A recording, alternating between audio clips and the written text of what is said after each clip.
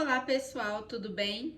Hoje vamos para mais um vídeo da nossa série Curiosidades Astrológicas, feito pela Luminares.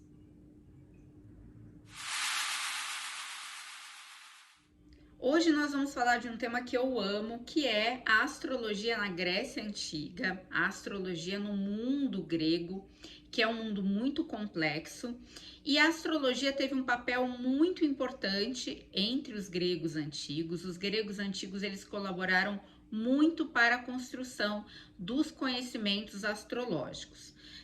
Existe uma ideia muito difundida de que o contato dos gregos com a astrologia se deu a partir do momento em que Alexandre, né, rei da Macedônia, conquistou o antigo Império Persa, que na época, século III a.C., englobava a região da antiga Mesopotâmia, né? Nós já havíamos comentado em vídeos anteriores que a astrologia conhecida hoje no Ocidente, né, o modelo de astrologia que nós praticamos no Ocidente, tem como origem a astrologia praticada pelos povos da antiga Mesopotâmia. Né? Mas na verdade essa é uma ideia que pode ser contestada. Há indícios de que os gregos, muito antes disso, já tinham contato com essa astrologia de origem caldeia, de origem mesopotâmia. Há indícios de que a primeira escola de astrologia fundada na Grécia Antiga foi fundada em aproximadamente 640 a.C., ou seja, mais ou menos 300 anos antes da conquista do Império Persa por Alexandre.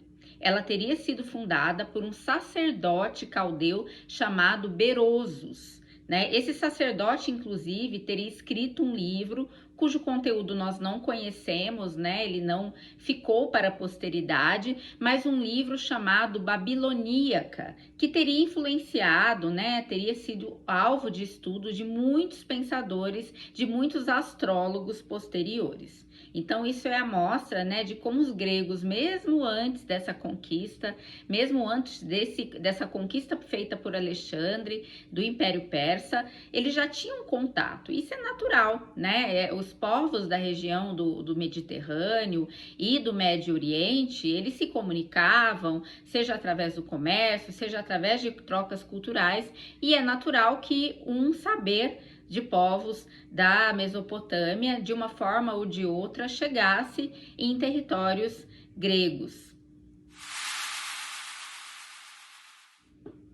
É importante ressaltar que o conceito de Grécia antiga é muito diferente do conceito de Grécia contemporânea. Quando a gente fala na Grécia atualmente, a gente pensa num país com fronteiras bem delimitadas. Quando a gente fala no mundo grego antigo, a gente fala numa cultura, né? Não fala num país propriamente, né? Os gregos, eles eram povos que tinham uma cultura próxima, falavam uma língua próxima, né, com variações de dialeto, mas que ocupavam territórios muitas vezes muito distantes.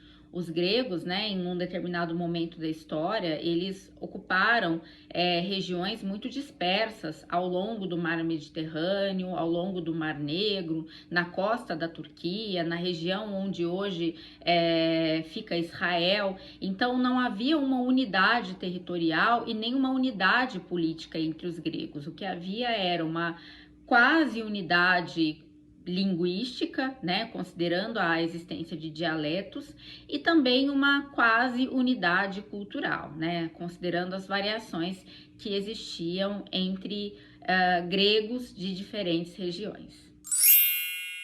E também é muito importante ressaltar que esses gregos, eles sempre foram povos muito voltados para o mar, né? Pensando até na própria estrutura geográfica da Grécia, né? Um país muito rochoso, um país com uma quantidade limitada de terras férteis, um país muito recortado, né? Então o mar ele sempre foi muito presente na vida dos gregos. Então, consequentemente, o comércio marítimo também sempre foi uma atividade muito importante. Isso fez com que os gregos sempre tivessem contatos com muitos outros povos da região do Mediterrâneo e, consequentemente, com povos que tinham contato com outros povos da região do Mediterrâneo. Então, há registros arqueológicos, né, e até mesmo em fontes históricas, de que os gregos tinham contato com outras culturas da mesma época, né? Então, não é estranho pensar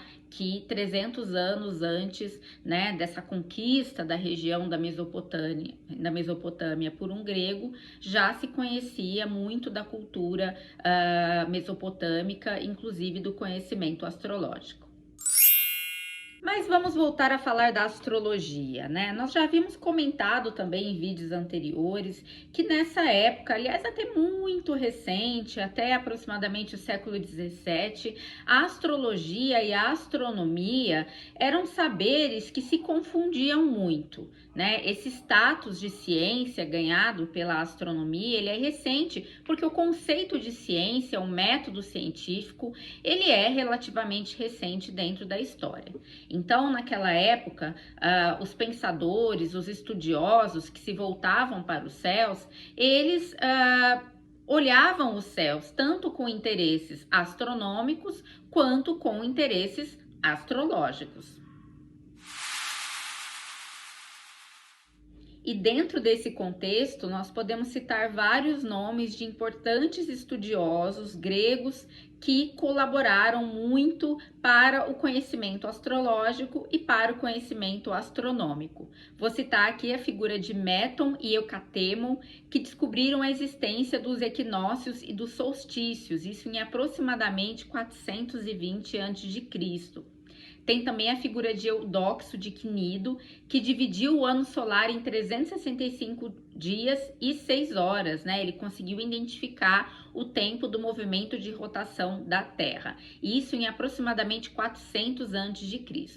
E não poderíamos deixar de citar a figura de Hiparco, né? Hiparco, ele nasceu numa cidade grega fundada na região hoje correspondente à Turquia, mas ele era de origem grega, e ele passou a maior parte da sua vida em Alexandria, né, que também era uma fundação grega, mas na região que hoje corresponde ao Egito, né? A Alexandria, inclusive, era uma região, era uma grande cidade de estudiosos, uma grande cidade intelectual, né? Um celeiro de intelectuais. Né? E Hiparco foi o grande responsável pela descoberta do movimento de precessão dos equinócios. O movimento de precessão dos equinócios, ele é bem complexo e talvez nós voltamos para falar um pouco dele, né? Fazer um vídeo só sobre o movimento de precessão dos equinócios, né? A Terra, ela tem um eixo, né? Em torno do qual ela gira, né, em torno do qual ela tem um movimento de rotação, né, ela gira em torno desse eixo, e esse eixo, ele é levemente inclinado, né, e esse eixo, ele faz um movimento, ele não aponta sempre para o mesmo lugar do céu, então existe um giro desse eixo da Terra. A esse movimento nós denominamos precessão dos equinócios, né? Esse movimento, ele é muito lento, né? E o giro desse movimento, a cada 30 graus, ele demora mais ou menos 2.000 anos, né? E a cada 30 graus, ele aponta para uma região correspondente a um signo do zodíaco diferente. É isso que nós chamamos de eras astrológicas, né? Então, por exemplo, quando nós dizemos que nós estamos na era de peixes, né, que é a era atual que nós estamos vivendo, nós estamos dizendo que o eixo da Terra está apontando para a área do céu correspondente à constelação de peixes. E a próxima era será a era de Aquário, né? Esse movimento ele é um movimento inverso, né? Ele faz um movimento contrário, né? Da sequência dos signos do zodíaco, e a era de Aquário, ela ocorrerá, né? Mais ou menos daqui a 300 anos, quando esse eixo da Terra apontará para a constelação de Aquário. Outros filósofos, outros pensadores mais conhecidos, né, da cultura grega, como Aristóteles ou mesmo Platão, também tiveram contato com conceitos que são comuns à astrologia. Aristóteles, por exemplo, ele usava muito a divisão, né, de tudo que existe entre terra, fogo, água e ar. Essa divisão, ela faz parte do pensamento aristotélico e essa divisão, ela é fundamental, ela faz parte da base da astrologia. Aproximadamente 80 a.C., em ruínas gregas, foi descoberto um complexo mecanismo semelhante a um relógio, um tipo de relógio, que tinha a função de determinar o movimento exato dos planetas, né? Esse mecanismo, essa máquina, né, foi chamada de máquina anticítera, né? E ela é quase como vamos dizer, um prenúncio dos sistemas de cálculo astrológicos atuais, né? Porque ela determinava a exata posição dos planetas naquele instante, né? E ela era de grande auxílio dos astrólogos da época para o cálculo dos mapas astrológicos. E foi nesse mesmo ano que os gregos passaram a levar em consideração o horário de nascimento na elaboração e análise dos mapas astrológicos. E aí, finalmente, surgiu a figura do ascendente e, consequentemente, das casas astrológicas, né? Trazendo, assim, a conformação da astrologia que nós utilizamos hoje. Espero que vocês tenham gostado dessa volta ao passado, dessa máquina do tempo, e voltamos para mais vídeos das nossas curiosidades astrológicas. Até mais!